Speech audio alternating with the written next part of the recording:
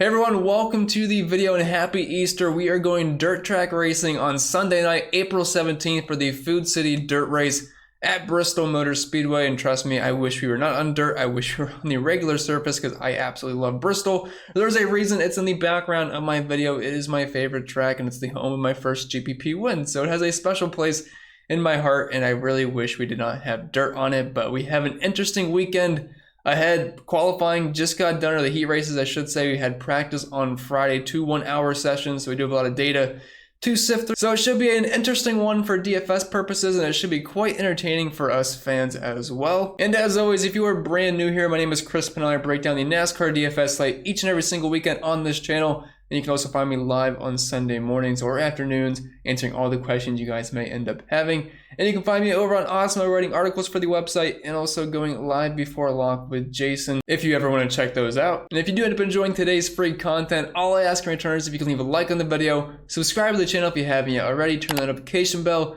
so you don't miss out whenever I post new content. And feel free to leave a comment down below agreeing or disagreeing with any of the takes I may end up having, or if you just want to tell me hi or I suck. That is your freedom to do so, and I cannot stop you. And if you want to help support the channel even more and get some extra content in return, you can find the Patreon in the link down below. There's a couple hundred people over there, and it is the best NASCAR DFS community out there. The Discord is popping 24/7.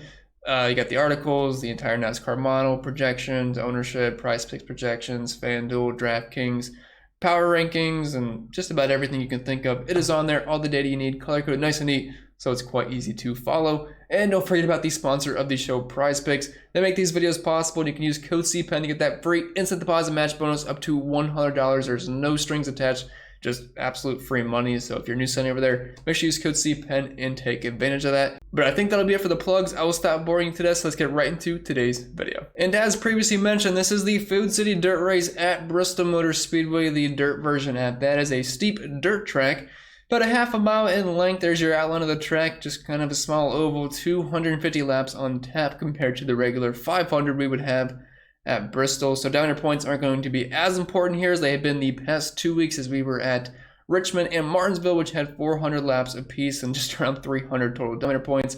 Only 175 this week, so it's kind of like a intermediate 1.5 mile track as far as how many diameter points we have this weekend. So while you can't ignore them, there's certainly going to be a bit of a factor, because if we do have a main dominator in this race, as long as they don't wreck out or at least have a strong finish, there's a good chance we're going to see a dominator or two in the optimal lineup. Now you got to keep in mind, we are in a dirt race. We have very limited data to work with, and these drivers, most of them do not have much dirt experience. So it could end up where there's just a bunch of cautions, not a lot of fast laps are being picked up, and a lot of place differential ends up working out. But we could see a guy like last year. We saw Joey Logano, Martin Truex Jr., Daniel Suarez stay up front for a good chunk of the race. So for me personally, I am still looking to use dominators, not quite as much as I would at a regular short track, because the dirt's obviously going to throw a wrench into things. But all I'm saying here is don't completely ignore dominators, and I'm definitely going to be using some in tournaments and cash games. If you want to kind of focus on the place differential, that is fine, but I'm still probably looking to get at least one dominator in my lineup. And I almost forgot. So first off, the live stream this weekend,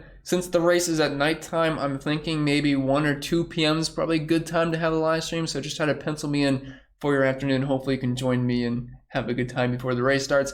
Number 2, the DraftKings contest that I host each and every single week. It is now a league, so it keeps track of the points, and it will send you an auto invite when you join. So if you haven't yet joined it, you can hit the comment down below. I should have it pinned. The pinned comment down below. There's going to be a link to it. Join the contest, and it'll just auto invite you every single week. It makes it easier for everybody. I think there's like around 80, 90 people already joined before I even post the video, so a little bit harder to get in these days unless you are in the league. But if you haven't yet done that and you don't want to click the link, you just comment your dedication down below. I'd be more than happy to send you that invite personally. But enough about that. Let's talk about some of these drivers. So if you want my thoughts on the pricing this weekend, I think DraftKings did a solid job. I think they priced up the guys they should have. Some of these guys are still underpriced, and we'll talk about them. But I think overall, they priced up Larson, they priced up Bell. That was the correct thing to do based off of Vegas odds and just based off of their history at dirt tracks. I think they did a pretty good job there. Kind of tough to fit both in around $11,000, but there's enough value plays that I think are a little bit too cheap to make it work quite easily if you want to go that route. But we'll start up top with Kyle Larson, the most expensive driver on both sides, 11-2 over on DK. He is starting in 5th. He has the best odds to win this race, and these are updated odds after practice, so They did change a little bit from the open, but we do have Kyle Larson still as the odds-on favorite to win.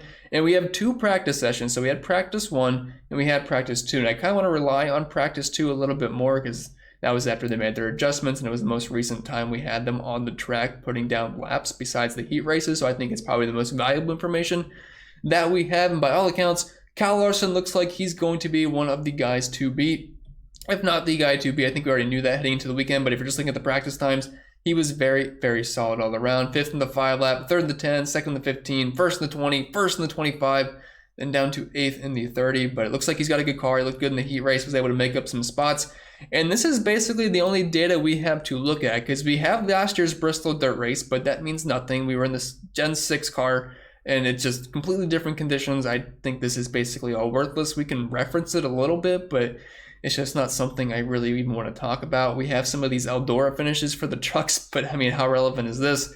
I have some Bristol data, but even then it's like, do we really want to talk about that? The only other thing I think we could even talk about with some confidence is how these drivers have performed this year, because we're still in the next gen cars, and I think some of the drivers that have been fast this year will be fast once again. So these are like the data points I think we can look at. But for Kyle Larson, the guy's the king of dirt tracks. We know that. He's expensive, yes, but he's starting in the top 5. There's a good chance he could lead the most laps in this race, and I would like to take my chances on that, so I love Kyle Larson. If you were playing cash games and you want to build around Larson, that is totally fine by me. The only thing that makes this tough, making Kyle Larson as the clear-cut dom in this race, is that we have the other dirt track guy, Christopher Bell, at $10,800. He is starting in P2 right beside Cole Custer.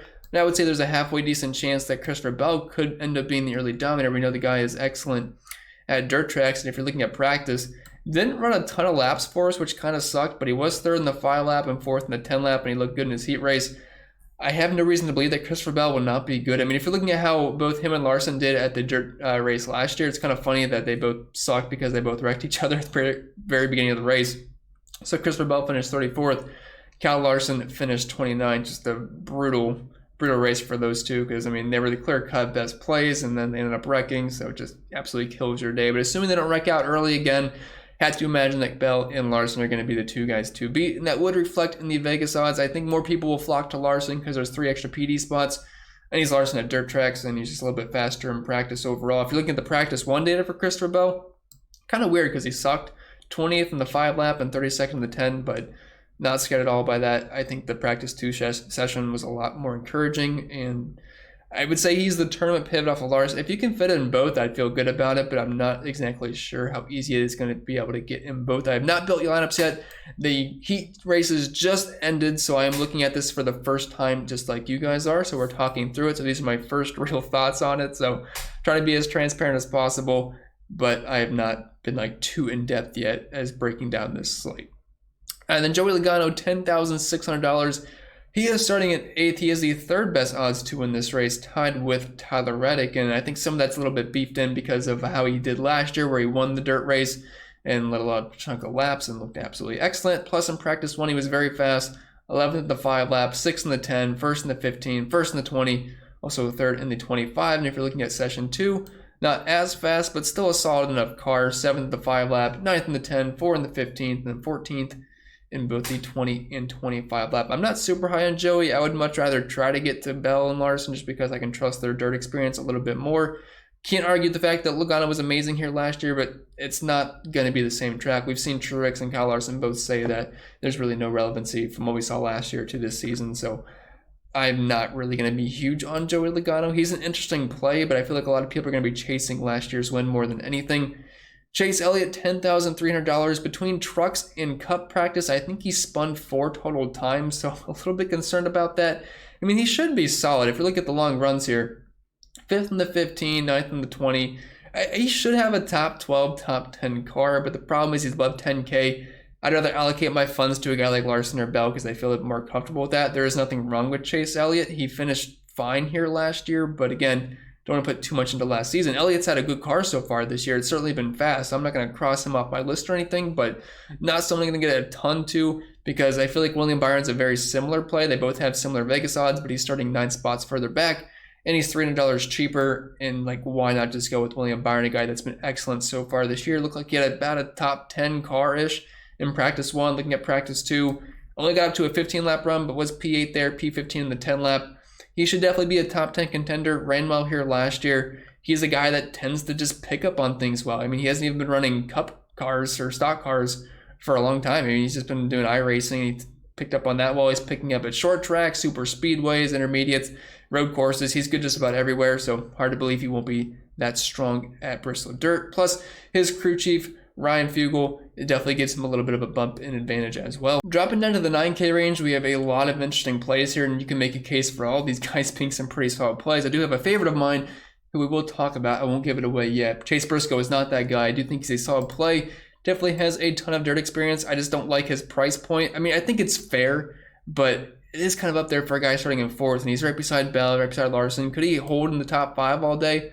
Sure, it's a bit of a tough task, but his Vegas odds do show that he could be a top 5 contender here. Looking at the practice speeds, I'll just go to practice 2 just to make it easier on all of us, because I don't want to talk about each practice and just completely bore to death with numbers unless you guys want to hear that.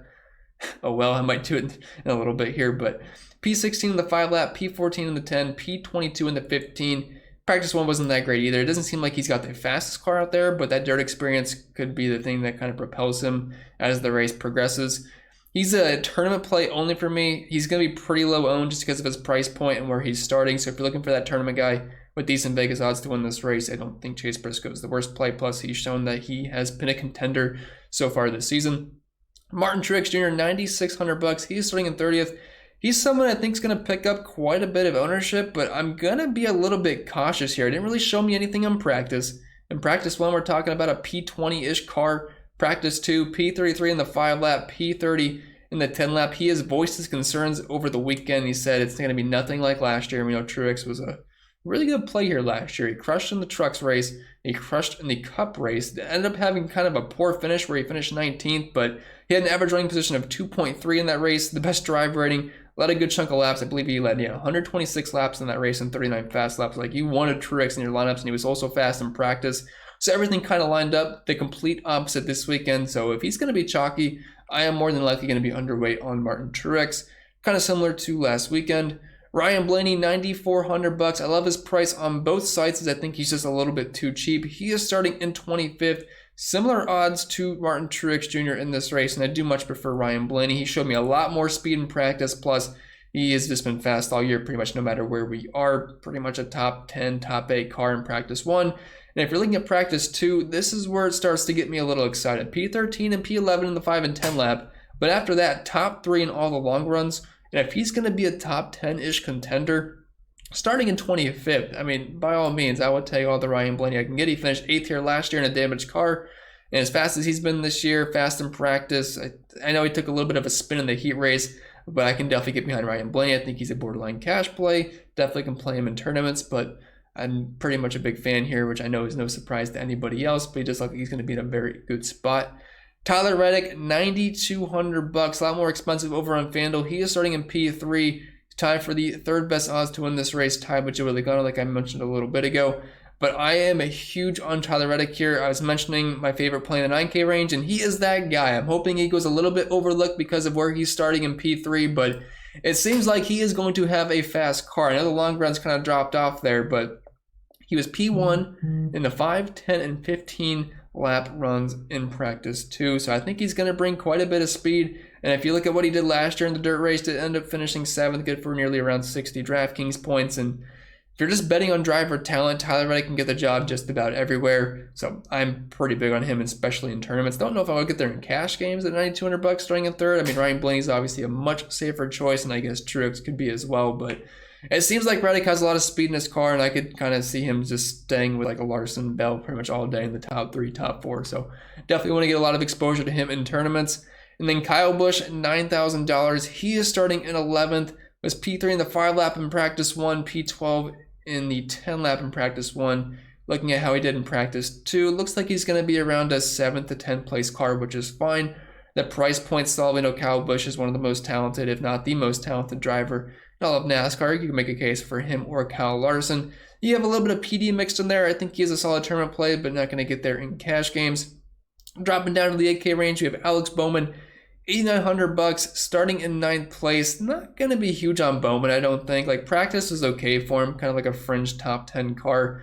The problem is he's starting in 9th, and then right below him you have guys that I think can perform similarly, but they're starting like 30 spots further back, as you have Hamlin in 34th, Chastain in 33rd, Harvick in 32nd. So I would expect Bowman to pretty much get no ownership because he's also in between the massive PD plays of Truex and Ryan Blaney. So he's going to be low owned. I think it's for good reason. He's just one of those guys where I imagine I'll probably have less than 5% Alex Bowman, to be honest. Maybe I get a little bit more than that if I'm looking for leverage and he ends up projecting well, because I have not yet read my projections. So maybe I'm a little bit off base with my Bowman thoughts here, but I just can't see myself really getting to any. Denny Hamlin, we can kind of talk about these guys quick. I mean, they're just obvious PD plays. I know Hamlin has not been an easy guy to trust this year, but I mean, if you're looking at his odds in Vegas, he's plus 1,100, which is better than Kyle Busch. It's better than Chase Briscoe. It's better than Elliott. It's better than William Byron. He ran well here last year, and he's just way too cheap. And if you're looking at practice too, it didn't look too bad. He was P6 in the 5, P5 in the 10, and P6 in the 15. I know it dropped off a little bit there, but that happened to a few guys, which I don't think are going to be too indicative of how they're going to be in the race. So, I mean, Hamlin's pretty much the best cash play in the slate, and I wouldn't be surprised if he ends up being the highest owned play, either him or Chastain. And speaking of Chastain, practice 2 wasn't super fast for him. Practice 1 was a little bit better, but as fast as his car has been this year, he's good just about everywhere, whether it's been a super speedway, road course, intermediate, or short track. So I have nothing bad to say about Chastain. And for those of you playing over on FanDuel, he is below 7K, and I can tell you right now he's probably going to end up being my highest owned driver over there. And there's a good chance he's right up there on DraftKings as well. Daniel Suarez, $8,300. Starting in 21st, he was one of those guys that absolutely crushed it at Bristol Dirt last year, and that kind of came out of nowhere. He was extremely low owned, but he was very solid. Team Trackhouse has been solid this year. I obviously prefer his teammate Chastain a lot more, but practice 2 was pretty ugly for him. P28 in the 10, P27 in the 15. He's an intriguing play just because of how well he raced on dirt last year, but again, I don't think a lot of that's going to carry over to this season. So Suarez, between all these AK guys, him and Bowman are going to be the ones that don't really get too much attention from me. Kevin Harvick, $8,100. He's starting in 32nd. He is dirt cheap. I assume he's going to be popular just because of that. And if you're looking at practice 1, he was 3rd in the 15, also P6 in the 20 lap. Looking at practice 2, numbers weren't super impressive. P20 in the 10, P19 in the 15. Looks like he should be a top 20 contender. I just have my concerns that he might get stuck around 20 to 25th place all day. So I don't think he's going to give you that clear upside. I mean, if I had to pick out of all these place differential guys, Harvick is probably my least favorite. Him or Martin Truex Jr., but Blaney, Hamlin, Chastain, I think are all very solid plays. But Harvick's one of those guys, and Martin Truex that are giving me a little bit of caution. But I will say Harvick's also $1,500 cheaper than Truex, so it's not like he has to hit quite the ceiling that Truex would have to hit value. And moving down to the 7K range, we have several interesting plays here. Keselowski is not one of those guys, but we will start with him, $7,100 over on DK. He's starting in 18th. I think he's somewhat interesting. I know his car hasn't exactly been great this year, but dirt should equalize that and show driver talent, which, you know, Keselowski's got plenty of talent. It's just this car has not been obviously as good this year. They have showed some speed in recent weeks. Looking at practice 1, was strong in the longer runs, P2 in the 15, P4 in the 20, wasn't that great in the 5 and 10 lap. And if you're looking at practice 2, not a ton of data here, but P15 in the 5, P22 in the 10. I feel like he's going to finish somewhere close to where he starts. I don't think there's a ton of upside there, and I just kind of like these other 7K guys a lot more, so probably not going to get to a lot of Keselowski. But Ricky Stenhouse Jr., $7,700. He does have some dirt experience, and if you're looking at his Vegas odds, plus 1,600 is kind of on par with some of these guys that are priced a lot more than him. So I do think we are getting some decent value. And starting in P16, I'm hoping he gets a bit overlooked, but it seemed like he had a really fast car. In practice 1, P2 in the 5, P1 in the 10. And practice 2 was very strong too, where he was P2 in the 5 and 10 lap, kind of fell off there in the longer runs. But I think Stenhouse will definitely show us some upside here. And he did finish second in the dirt last season. So, I mean, I like Stenhouse. I think he might end up being a solid tournament play. Again, I've not yet ran my ownership projections or anything, so I'm not sure how chalky these guys are going to be. But Stenhouse is certainly on my radar. Bubba Wallace, $7,500 on both sites. He is starting in 22nd. I think he's a decent play. He does have a win at Eldora and trucks, I think, all the way back in 2015, and he put up some decent numbers in practice 2 in the long runs. Everything else was kind of gross, but in the 20, 25, and 30 lap run, he was top 5 in all those metrics. So he was also running pretty well at Bristol Dirt last year for a decent chunk of the race, 12.4 average running position, ended up finishing 27th, but it was running obviously a lot better than what the end result was. He's a fine play. I wish he was a little bit cheaper. I prefer some of these other guys, but Bubba is not a fade by any means. I think he's a solid tournament play. Not quite as good as Stenhouse, but I think he could be a top 12 contender, which is fine for where he's starting. Austin Dillon, $7,400. I think he's a pretty solid play this weekend. Starting in 12th, had a decent practice 1, P4 in the 10, P6 in the 15, and P2 in the 20. Looking at practice 2, was also pretty solid, top 10 metrics all around. He's also running the trucks race tonight. I'm recording this before that happens, so no idea how he's going to do, but Austin Dillon seems like he's good just about everywhere now. He used to suck at road courses. He's good at those now, and some of the other tracks he was never good at, he now happens to just be good at. Like, he's solid each and every single week, no matter the track. Starting in 12th place, I don't think a lot of people are going to play him, which I think puts him firmly on the radar in tournaments, so I do like Austin Dillon quite a bit.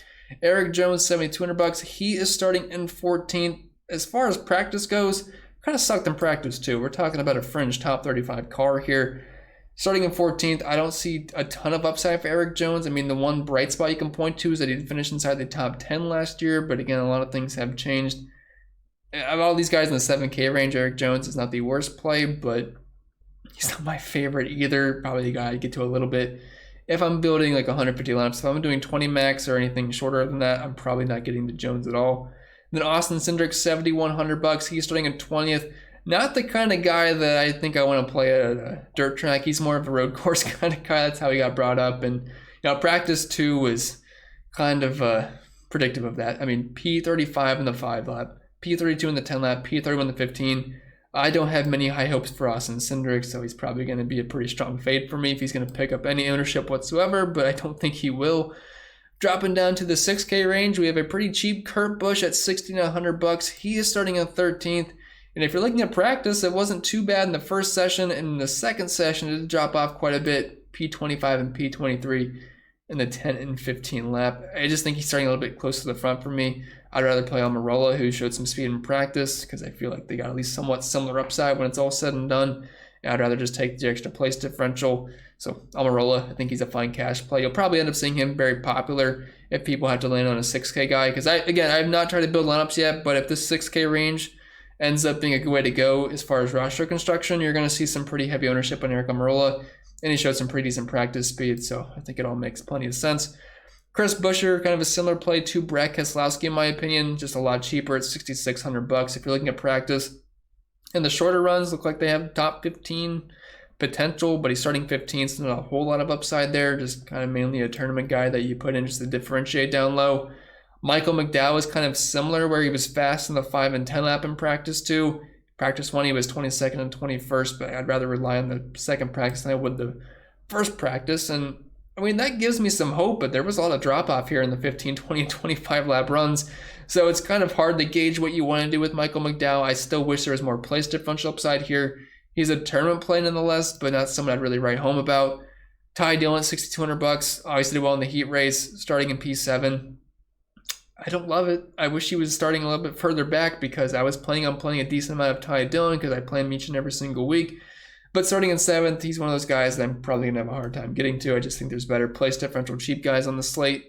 Like Harrison Burton, $6,100, only $3,000 over on FanDuel. He's starting in 24th. If you're looking at practice, it's probably right around where he's going to finish. The thing is, we just get extra added PD, and I feel like guys like Ty Dillon, Harrison Burton, there's a lot that can go wrong, so I'd rather just take the PD upside with Burton. And he's also running double duty with trucks, so just getting more on-track time is definitely going to be a big boost for him. Dropping down to the 5K range, Cole Custer nailed the pole, and I don't think we can cross him off. Normally, this would be a situation where I'm just not going to touch Cole Custer, but if it's going to be hard to pass, the thing is, you have Kyle Larson and Christopher Bell right there, so it definitely could be easy pickings for them just to pick off Cole Custer, and then he just ends up dropping back. But if Cole Custer could lead maybe a decent chunk of the first stage, maybe not even a decent chunk, but just kind of lead some laps and hang around the top 5 all day, he does not have to win the race to be optimal at $5,900. If he can just hang around like the top 6, pick up some fast laps, and get some laps left at the beginning of the race, Custer might be a halfway decent play. And if you're looking at practice 2 in the long runs, was P6 in the 20 and 25 lap runs. So not a faded by Cole Custer for me. Obviously not a cash play starting on the pole, but I wouldn't hate you if you said you wanted to play some Cole Custer. Justin Allgaier, while he is starting in the back and he is only $2,500 over on FanDuel, just didn't show me much in practice, and I don't think there's a lot of upside for him. Like, yeah, there's some place differential upside, obviously starting in P27, but I feel like he's going to be one of those guys that finishes around like 25th, 26th place, and at that point, I just don't think it's going to be enough to hit the optimal. Obviously, Justin Haley didn't really show us much in practice. He's starting a little bit far up for me. Not going to have a ton of interest, maybe 5% in 150 max, if that tells you anything. Obviously, wouldn't touch him in cash games, wouldn't touch him on single entries, wouldn't get there in 3 max, 20 max, maybe one lineup, but even then we're kind of pushing it. I would much rather get like a Todd Gillen, no Gregson, who did show some speed in practice. So we'll talk about Todd Gillen. He's probably going to be the popular punt play of the week if you have to go down this low. Starting in 23rd, I know he doesn't have quite the place differential as a few of these guys, but he actually showed us some speed in practice. P14 in the 5 lap, P10 in the 10 in practice 1. But if you look at practice 2, these numbers are even better. We're talking P4, P6, P13, 5th, and 4th. Like, he actually had some speed. And he also has a 5th place finish at Eldora in 2019. So Gillen, I can get on board. Seems like he has some speed, and if he's going to be a top 15 contender, sign me up below $5,500. And then right below him, Noah Gragson, I think he's another guy you can make a case for being a very popular pump play, and you could make a case for him in cash games as well. Maybe even over Todd Gillen, because they both showed us some speed. Looking at the practice 2 session for Noah Gragson, P10 in the 5, 17, 15. But then in the long runs here, P7 in the 20, P8 in the 25, and P6 in the 30 lap. For where he's starting in 28th, I mean, that's just obvious upside if his speed's going to show a lot stronger than that in practice. So you can definitely get behind Gregson. And then after that, you kind of get into the ugly plays. Corley joined the second practice session, 23rd, 26th. For where he's starting, it's okay, but I'd much rather get the Gregson and Todd Gillen, in my opinion.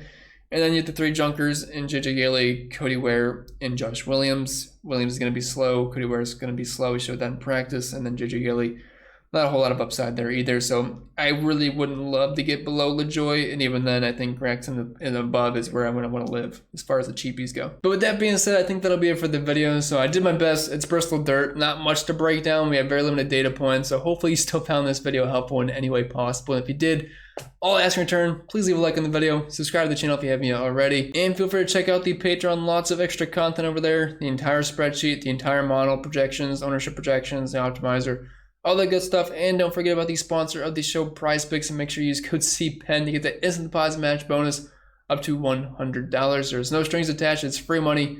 Use that to your advantage. But I think that's it. I'll get out of here. I wish you all the best of luck, and I'll see you Sunday afternoon for the live stream.